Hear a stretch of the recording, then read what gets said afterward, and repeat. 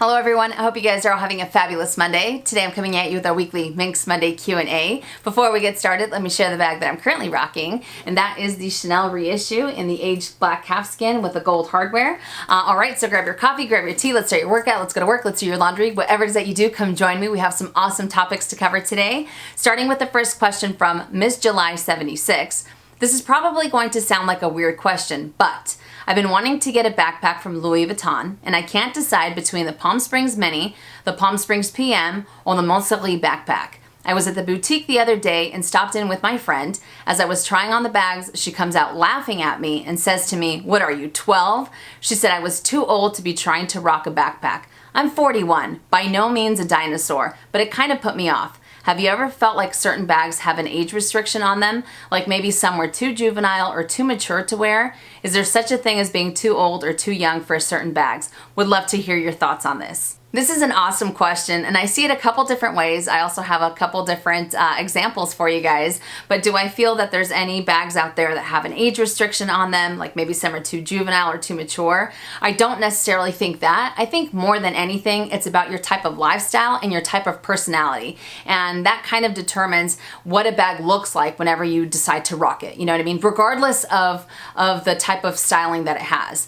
Perfect example. I know that I'm not the type of person that can rock a handbag that has ice cream cones and unicorns all over it. You know what I mean? I also know that there's someone of my same age, if not a little bit older, who likes to have fun with prints, who has a very outgoing personality, who loves a lot of color when it comes to their handbags, that if they were to rock that same type of unicorn, ice cream cone type of handbag, it would look awesome on them. No questions asked. Just like I also feel that it also depends on the type of setting. Another example, if you work in an office type of environment, I don't foresee someone rocking a hot pink handbag with glitter all over it. You know, they usually want to go for something a little bit more understated when it comes to that type of environment. So I think it mostly comes down to your personality and the type of setting that you're going to be rocking that handbag in.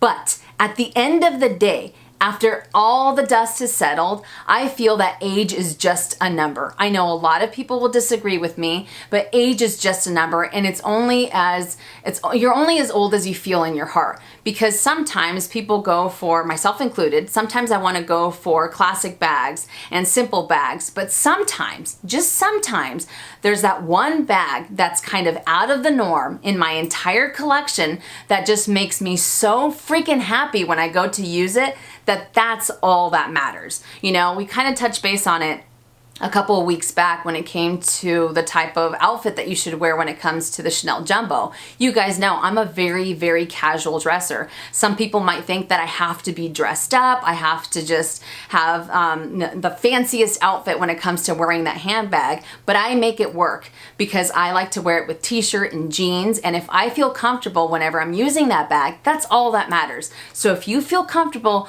going for that backpack, whichever one you decide to go for, if it makes your heart sing, if it's maybe out of the norm from the other handbags that you use, who cares? So be it. Go for it. Rock the bag. Life is too short, you know. And I'm a perfect example of the fact that I didn't think that this bag, the Palm Springs Mini, was for me. I was like, no, you know, I haven't had the best success with their backpacks. I don't think so. And now I am obsessed with this bag. So that's why I wanted to say that I see it a few different ways. I think it mostly depends on the lifestyle or on your personality, and it really, I think that really ends up just, that really adds to how you rock a handbag, you know? Because even if they might look out of place with the type of outfit that you have, if at the end of the day you feel happy about it, that is all that counts. So I say go for it, because whether you're 41, or 400, you can rock a handbag at any point in time if it makes you feel happy. So fabulous question, and hopefully I was able to help. Next question from Becky Edwards.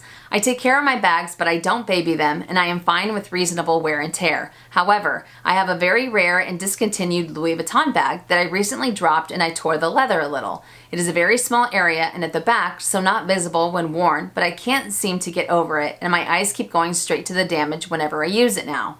Louis Vuitton has told me that they cannot repair what I have done, and I know I can't easily replace the bag as it is very rare, but I can't help feeling that I've ruined the bag and it's making me sad. I don't want to part with it, but at the same time, I hate that it is damaged. What would you do? Don't be sad, and I know that's easier said than done, but there's a few different ways to look at it. The first thing that I would say is just continue to rock it the way that it is. I'm always a firm believer that anytime we get something on our bags, if we get a wear mark, if we get a stain, if we get a tear, it's just that beauty mark that adds character to the handbag. And if it's already a rare Louis Vuitton bag, it's even more rare because it has a little bit extra love. I know that's wishful thinking because not everyone thinks that way, but that's just one way to look at it. Another option would be to go through a third party that actually specializes in repairing handbags. I know that a lot of people have raved about leather surgeons. Personally, I have never used them, but a lot of people love them. They've been able to bring their handbags back to life, you know, whether they have a stain, a tear, or whatever it is. So that's also another option. You can also maybe add a patch to it. I know that might not be the most popular option, but if you wanted to add a patch to it, to add a little bit of personality to an already rare handbag, you can also do that. So you can either rock it as such, you know, and say it adds that character to it, it has that extra beauty mark, or you can take it into a third party and have it replaced, or I'm sorry, repaired, or you can also add a patch to it. But I turn to you guys. What are some things that you have done on those special handbags that you don't want to get rid of, but you want to still be able to rock? You know, have you added anything else? Maybe not a patch or maybe not going through a third party, but if there's anything else out there that you guys can think of, let us know in the comment section down below. So hopefully, you know, I was able to give you a little bit of guidance on it, and if not, I'm sure someone in the comment section will be able to help out. But fantastic question. Next question from Bros in Bow Ties. I'd love your opinion on the new season bag, the trunk clutch. I think it's a cool spin on the petite mallet for a much more reasonable price. Fabulous question, and before we get any further, let me insert pictures of the trunk clutch right now.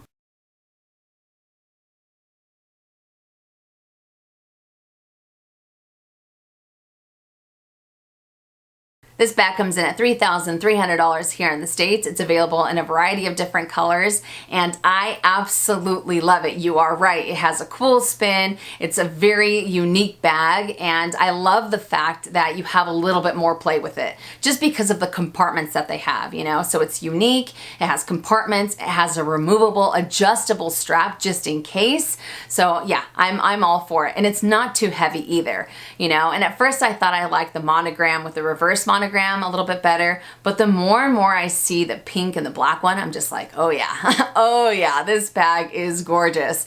So this is definitely a collection that I think will do extremely well. And you know, you said it perfectly with their price point. If you are a fan of the petite mallet, but you're not necessarily too big on the price point, or the fact that it's a little bit smaller, the fact that you can go for the trunk clutch that has a little bit more variety. It also fits a lot more for a little bit less, I think is an awesome, awesome option to go for. So fabulous question, and hopefully I was able to help. Next question from Madhu. Hopefully I said that correctly. Question about the Chanel pearl necklace. I know you have ear studs from Chanel. Would you venture to buy a necklace? It is pricey, and I was disappointed to know that they're faux pearls. Yet the necklace looks classy and beautiful. Do you think that it's worth it? I think that when it comes to anything, if you love it, if you see yourself enjoying it, then it's absolutely worth it, because it's all a matter of personal preference. Someone else out there might not be as big a fan on the item, or they might not think that it's worth it to spend that amount of money on it. But if you love it, absolutely go for it. That goes for everything in my opinion. But as far as the Chanel pearl necklaces, would I venture to buy a necklace? I think that they're gorgeous. And for the longest time, I remember going into the boutique and trying them out.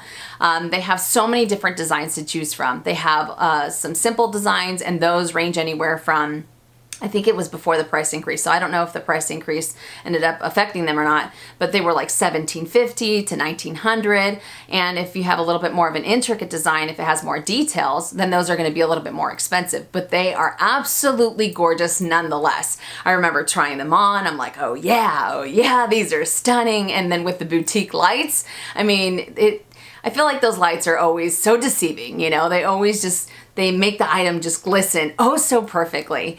But yeah, I think that they're beautiful, and they just add a certain something to any outfit that you wear them with, you know? So yeah, beautiful, beautiful pieces. But I actually decided against adding the pearl necklace to my collection. And to be completely honest, I think it's because of the experiences that I've had with my Chanel earrings. I do have a couple pairs of Chanel earrings. I've had them for a while now, but one of them, the stones completely came off. Another one I had to get repaired, and another one I had to get completely replaced. So that kind of gave me a bad taste in my mouth. So that's not necessarily what I want to go through when it comes to the necklace. And it just didn't make me feel all warm and fuzzy if I wanted to go for something with this type of price point. I know that I do have that 1-year warranty. If anything happened to it, I could take it into the boutique. But just because of my previous experiences, I just don't even want to deal with it at all. For myself, I much rather go for fine jewelry and, or if not, pay a little bit more and know that I'm getting, you know, gold or I'm getting diamonds or whatever it is. So to each their own. It's not a knock against anyone who has these necklaces, because like I said before, they are absolutely stunning. They're just not for me anymore. And it's kind of weird because I remember like a year ago on a Minx Monday, we talked about this and I was just like, yes, yes, yes, I want to add one to my collection. But then I had those things happen with my earrings, you know, like within the month and a half that I made that video. So it's kind of funny how things change, but yeah, they're no longer for me, but they are beautiful nonetheless. So fantastic question, and hopefully I was able to answer it. Next question from Lila Rush. I've been looking for a slim card holder, preferably without flaps and zips. I know you love your Chanel O-Zip card holder, and I even bought one, but it's not for me because I need to carry a minimum of 6 plastic cards and some cash. I don't mind folding my bills once, but not twice. Also, I do not want my cash jutting out too much. I know exactly what you mean. I am a huge fan of the Chanel O-Zip card holder, and even though you can fit more than the 6 cards, you definitely have to fold your cash a few times in order to fit in there. But this is a little bit more difficult because I think that when it comes to a slim card holder, it's almost like you get one thing or the other. But there are a few different options that I wanted to share with you. 2 of them, I don't really think they might end up working out for what it is that you're looking for, but I just wanted to throw them out there just in case. So let me share those 4 options with you right now.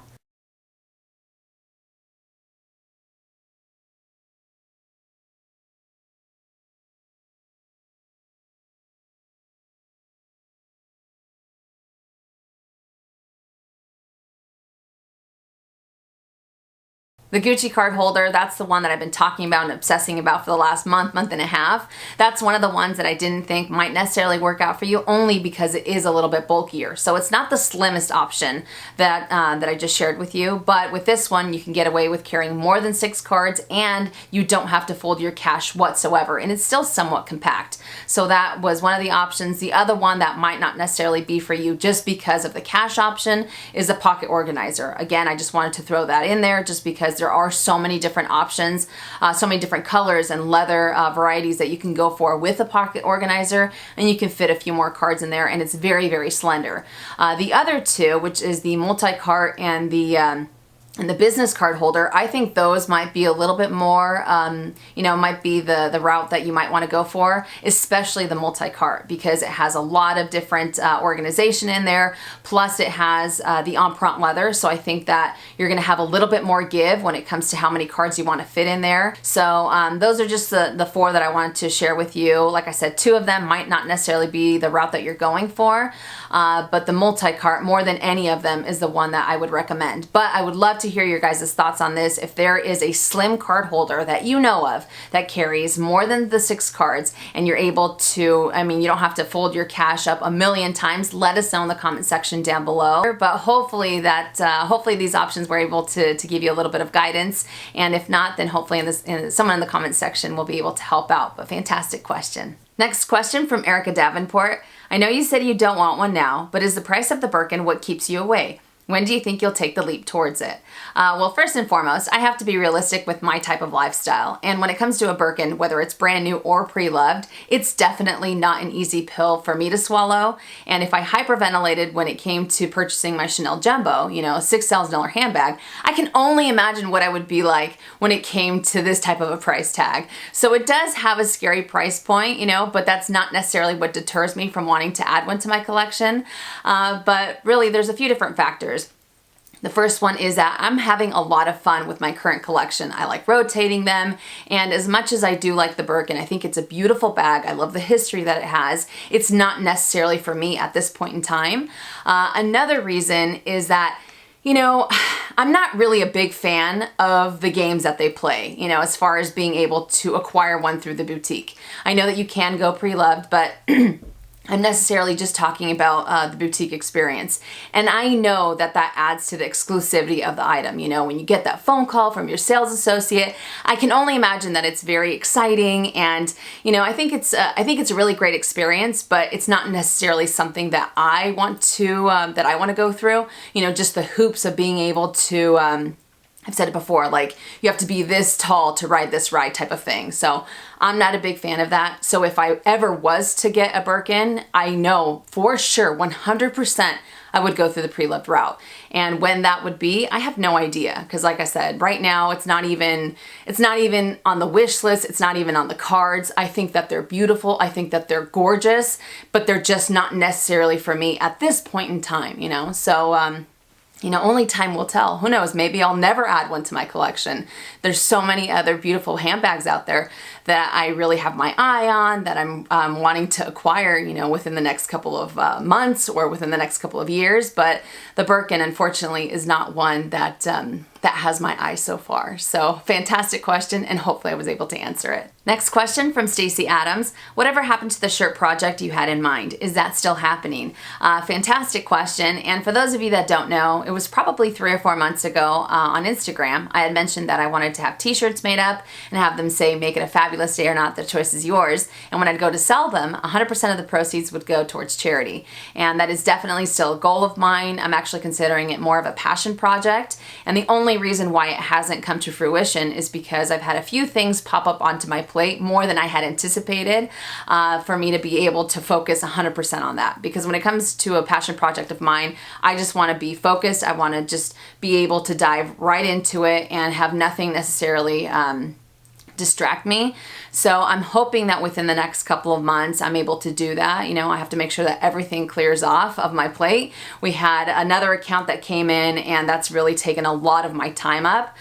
So hopefully, you know, we can get everything in order so that way I can focus on that. But I'm just super, super excited. I know that a lot of you on Instagram were giving me ideas, you know, to have a black t-shirt and just have a plain, you know, plain white font that has that saying. So I might end up doing that. I also thought about maybe having fabulous being glitter, but not a lot of companies offer the glitter option. So that's kind of a bummer, you know, only because that's really my personality. I was hoping that I'd be able to do that. So it might just be black and white, but I don't know. I know that I want to go through a company called Teespring just because they're very reputable, and they're also, it's very easy to get into contact with those charities through them, and they also end up helping out with shipping. So yeah, I don't know, but hopefully it ends up happening within the next couple of months. And I want to go for an international charity, because when it comes to my YouTube family and my Instagram family, you know, I know that I'm based in the United States, but a lot of you guys are worldwide, so why not have it be, you know, worldwide or in an international charity, if you will. So yeah, only time will tell, but I am excited. I know some of you had also said, what if you put on there whatever makes your heart sing? So that might be an option as well, but I don't know. For now, I'm just trying to take one step at a time, and you know, I'm really, really hoping that by the end of the year, it's something that's already out there, and hopefully it ends up working out okay. So fabulous question, and hopefully I was able to answer it. All right, next one from Darlene C. I see that you have been using your reissue. Do you still love it as much as you first did? Anything about it bother you so far? All right, so the reissue, so we have Further Eye Candy. Here it is in the 226 in the black aged calfskin with the gold hardware. And I have been using it quite a bit. Is there anything that bothers me about it so far? No, not really. Not really, you know, and this bag has some pretty big shoes to fill, because even on my unboxing video, I had said that this is going to give my medium large a run for its money. I love the medium large. It's been with me for a couple years now, so it has a very, very special place in my heart. But this bag it's just insane. It fits a little bit more than the medium large, and the medium large itself is very lightweight. That's always something that I've really appreciated about that bag. But this one is even, I'd have to say it's probably a little bit more lightweight than the medium large. I haven't really weighed them out, but my goodness, it is just awesome. Absolutely awesome. I love the fact that it has that wrinkled leather because it adds personality to it. I'm so happy that I chose to go with the gold hardware. I really like the contrast of it. But yeah, I'm having a lot of fun. I really thought that I'd have a bit of an issue with the chain, just because I've had some people say that it does end up kinking from time to time, but I haven't had any issues with that. It doesn't pull on my hair or anything, but very, very, very comfortable, considering it's an all leather handbag, a leather lined all leather handbag type of thing, you know? So usually they tend to be heavy, but if you are looking for a classic flap, or if you're looking for a Chanel bag and you want something extremely lightweight that ends up fitting a little bit more, so far I'd have to say this one. The medium large I love. Like I said, it's like one of my forever bags, but it just doesn't fit as much as this one does, because this one has a little bit more give because of the type of leather that it has. But I am a fan, and the funny thing is that not too many people really like this bag. You know, anytime I post it on Instagram, some people are like, no, I don't really like it, I don't like it. And I didn't think I'd love it as much as I do. So I knew that I liked it, but I didn't know that I'd be like madly in love with the bag as much as I am. So that makes me very, very happy.